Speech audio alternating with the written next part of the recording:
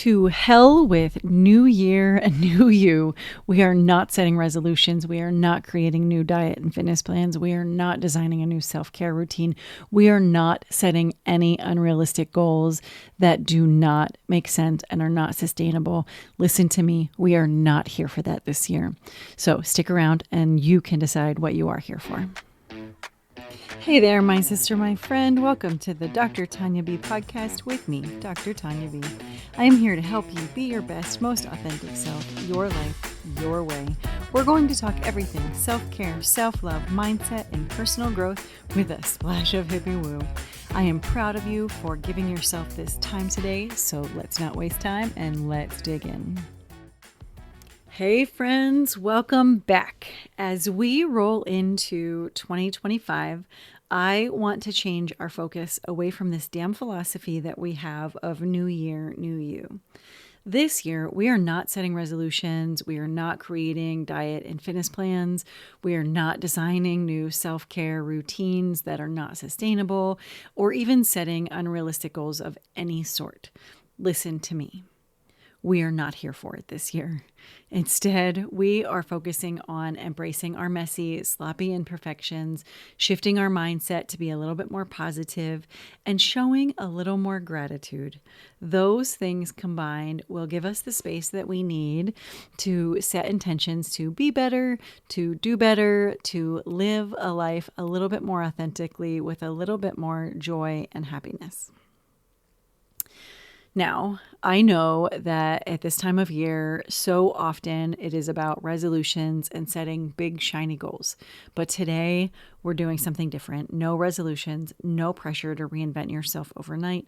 Instead, we're focusing on intentions, grounding ourselves, getting centered so that we can step into what is next with clarity and with grace, just as we are, messy, imperfect, and amazing. How does that sound?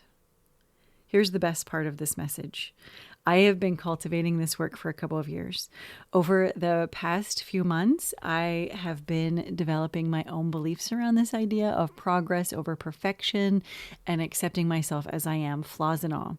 I have had some pretty major revelations, and I am loving where it is taking me in this work. And in the next couple of weeks, I'll be sharing some shifts and invitations to participate in some really cool things. So get ready. We are going all in, and I cannot wait to do this with you. Okay, so let's start with a cold, hard truth. Are you ready for it? Life is messy. We're messy. And you know what? That's fine. It is perfectly fine. Somewhere along the way, we have been taught that we need to have it all together, that perfection is the goal. But perfection is a myth. It is exhausting, it is unattainable, and honestly, it's just not a lot of fun. So when we try to be perfect, we disconnect from our humanity, from ourselves, the people around us. We miss the beauty in the little imperfections that make life real. Think about it. Some of the most memorable moments in your life are not the polished ones. They are the ones where things went sideways, where you laughed until you cried, where you stumbled but found your footing again. My Gram is 89 years old. She just turned 89 a couple of weeks ago. This woman is losing her marbles. She knows it. Her kids know it. I know it. It is so hard to watch that decline from a woman that is tough as nails and spunkier than most. I have nicknamed her Squirrely Shirley because some of her antics are absolutely exhausting. We could get mad at her. She could be throwing tantrums on a regular basis. Well, to be honest, she is sometimes. But the rest of us are making the best of it, and we just share the Squirrely Shirley story of the day in order to make light of the situation and embrace the next cycle of life. My point in all of that is if you have been putting pressure on yourself to have it all figured out, to do everything in the right order, the right way, I want you to let that go. Release it right now. Say it with me. It is okay to be messy. It is okay to be figuring it out. I am allowed to take up space just as I am.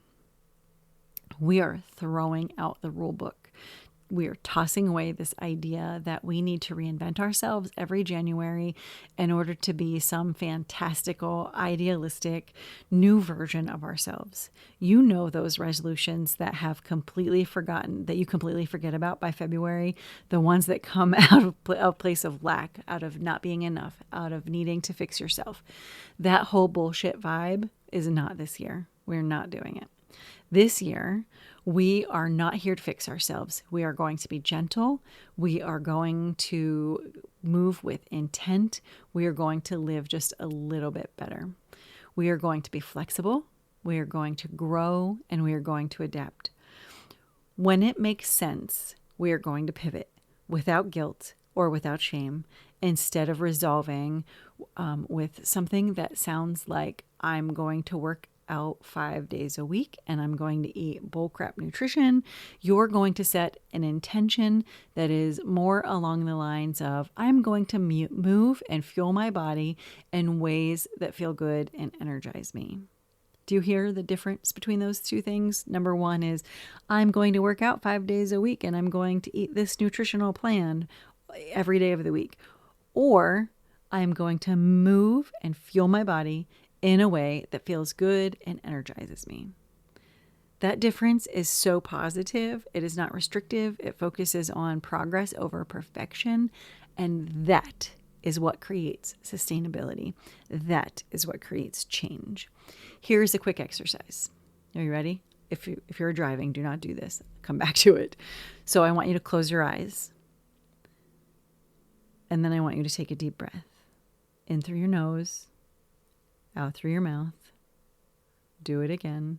Breathe in, breathe out. And now I want you to imagine how you want to feel this year. Not what you want to do, not what you want to achieve. How do you want to feel? That might be peaceful or grateful or grounded or energized or supported, whatever that is for you, that feeling that you want to feel. I want you to hold on to that. That is your anchor. That is the foundation of whatever comes next. All right? Nice work. You can open your eyes. So here are a couple of quick and easy practices that you can use in creating this new reality. 5 easy tools to keep in your toolbox and pull out whenever you need to recenter or refocus. Number 1, daily check-ins. Take a moment each day, maybe first thing in the morning, at a meal, when you're commuting, before bed, whenever this time that makes sense to do on a regular and daily basis. And ask yourself, how am I feeling? What do I need right now? What is going well for me? These simple questions are a game changer to just be connected to yourself and to your feelings. So that was number 1, daily check-ins.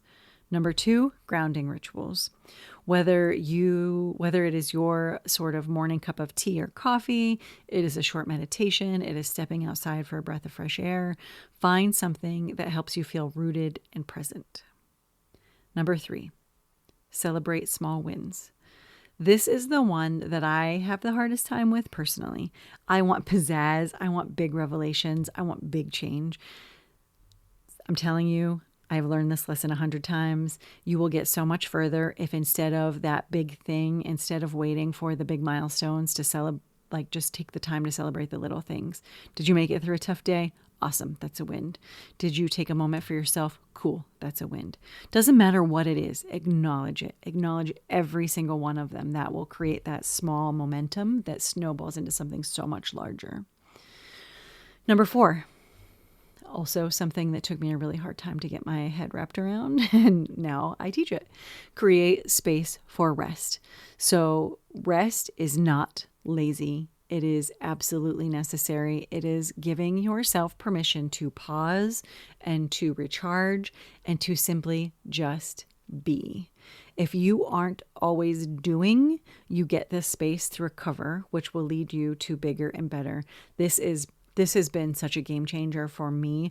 Having that time, that downtime, that rest, that space is where I come up with the bigger things that get to happen. You can't do that when you're constantly on the day-to-day sort of rat race or the wheel, the rat wheel.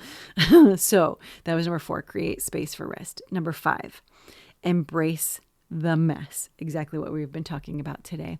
So when things don't go as planned, remind yourself it is all a part of the journey. You are not behind. You are exactly where you need to be, all in good time, my friend. So those were your 5 sort of little tools that you have. Number 1, daily check-ins. Number 2, grounding rituals. Number 3, celebrate small wins. Number 4, create space to rest. And number 5, embrace the mess. Cool? So as you move into this new year, I want you to carry this with you. You don't have to have all the answers. You don't have to be perfect. Your only job is to show up for yourself, to be present, and to keep moving forward in a way that feels right for you. That is what creates your success. You are enough exactly as you are, and I am so proud of you for choosing to embrace the mess and live with this intention. So let's move into 2025, leaving perfection and resolutions behind. Let's focus on gratitude, on mindset shifts, on how we intend to live and feel. Let's focus on giving yourself permission to be messy and human and beautifully imperfect. You absolutely do not need a new you this year. The you that exists right now is more than enough. If this episode resonated with you, I would love to hear about it. Leave a review, share this episode with a friend who might need it, or connect with me on social media. Keep showing up for yourself. You have got this. And keep an eye out in the next few weeks for an invitation that I will be sharing, all so that we can lean into this just a little bit more. It is going to be so good, I promise you. Until next time, my friend, take a deep breath, embrace the mess, keep moving forward. You are doing amazing things. I love you.